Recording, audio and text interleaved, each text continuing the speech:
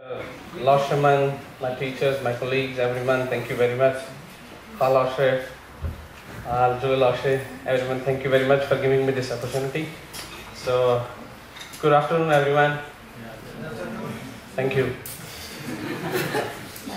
So, as a newcomer for the PhD students, I would like to welcome all of you in this place. And this is the best place you are in now. You will realize it very soon. So, I'm not going to prolong my speech. Just I have few points as a PhD student. These few points are, number one, the PhD and the duration of the PhD, it all depends upon you. Got it? The PhD and the duration of the PhD are 2 years, 3 years, 3 years, 4 years or 5 years, it all depends upon you. You can do it in 3 years, you can do it in 4 years, you can do it in 5 years. But still there is an extension for 6 years? No? Sorry. So 5 years you need to finish it.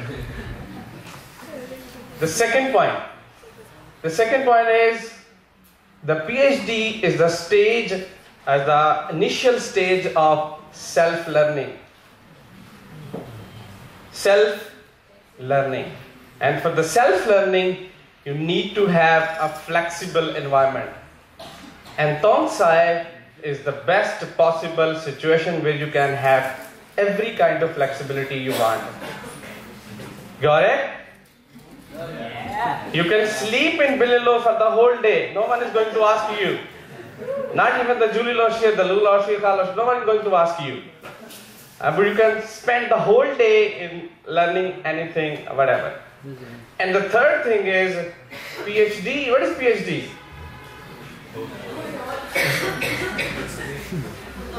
Yeah, very good. This is Doctor of Philosophy. Am I right? Yes. This is Doctor of Philosophy. But for me, as per my experience, the PhD is passion, humiliation, and dedication. This is my experience. For example, you are here as a PhD student, so because you have the passion to learn something, so obviously you are passionate. But until and unless you are not being humiliated, you cannot have a PhD. Let's take an example. For example, I was very passionate. In the first meeting, I talked to my supervisor, and my supervisor said, yeah, what are you doing, and etc. I said, yeah, I have the proposal. And in the second meeting with my supervisor, I presented that proposal. I was passionate. In that meeting, my supervisor said, oh, your model is okay, but where is innovation? Where is innovation? I said, what is that kind of shit? He said, all these relationships are already proved relationships. So, but you are going to have a new thing. So, I feel it. Before that, I believed that I know something. But after that meeting, I know I didn't know anything. And believe me, I could not sleep for a couple of days. Because my model was, rejected. They reject my model that this is not going to work for your proposal or for your article or for anything. You got it? And next step is dedication. I said, okay. No, I will do it. No, I will have an innovative model. There are two steps after this humiliation. Humiliation doesn't mean that you've been humiliated very badly or something like that. No, it's constructive feedback that your supervisor, your colleagues, your peers will give you. There are two steps at this stage, humiliation stage. Number one step, like me, I said, okay, now I will have an innovative model. So I reject my own model and start doing some innovation. And the second approach is, for example, I said, okay, I will publish this paper. In the second approach, there is again humiliation. In the second approach, you send your paper to some journal, and the journal will provide you a 2-page or 3-page feedback. And then you will let you know that really you don't know something. You don't know some techniques which are required as a PhD candidate. And the third thing is dedication. Know you want to prove yourself. Know you want to do something that leads to a successful PhD candidate. So any one of you, identify yourself at which stage you are. You are not going to miss any stage. Passion, relation, and the dedication. These three steps will lead to a successful PhD candidate. Everybody got it?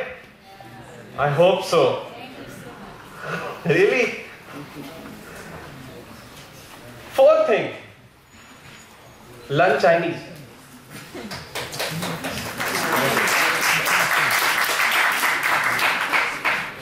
Really, this is good.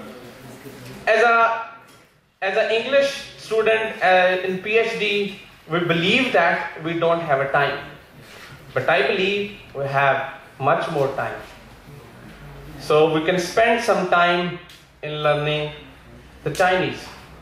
For example, when we sit in a meeting with a supervisor, a co-supervisor, and they used to talk about us with each of them, the co-supervisor and supervisor, in Chinese. I really hate it. I said, what the hell they are talking about? So this is the basic motivation behind learning the Chinese. I said, I want to learn Chinese and I want to know what the hell they are doing. So learn Chinese. Really learn Chinese. Scholarship. And the Chinese teacher are, excellent. So the next point is, that is fifth point. Enjoy your life.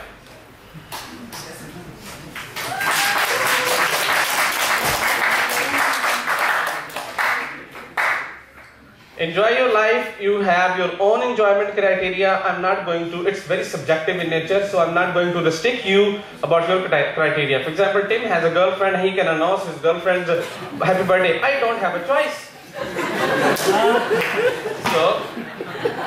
So enjoyment is your own criteria. So whatever you think is enjoyment, just enjoy. Tim, sorry man, but happy birthday. Speaks in Chinese now? Shangri Koila. So please stay. I'm not going to deliver you a beautiful speech. I'm not a speaker and whatever. But please keep in mind these 5 things. Number 1, PhD and the duration of the PhD is depends upon you. Number 2 is self-learning. In the self-learning, there is very important parameter. That is, there are 2 kinds of learning. One is the formal learning in the class, and second is the informal learning with your peers. That is very, very, very important. For example, you have formal learning, they will tell you the techniques and something, but nobody is going to teach you what is SPSS, what is AMOS, what is PLS. Nobody is going to tell you what is data.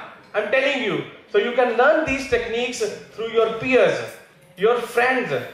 So have interaction with them. For example, there is a recent activity happening in the Bililo that one of the group sit together and they discuss some new techniques, some research techniques. Even I was also part of it. And yesterday, really we fight with each other. Only in the definition of the variable and the items. So these kinds of discussions, these kinds of sittings are very, very important as a PhD candidate. Formal learning, cannot deny it because it gives you a direction that in which direction you need to go. But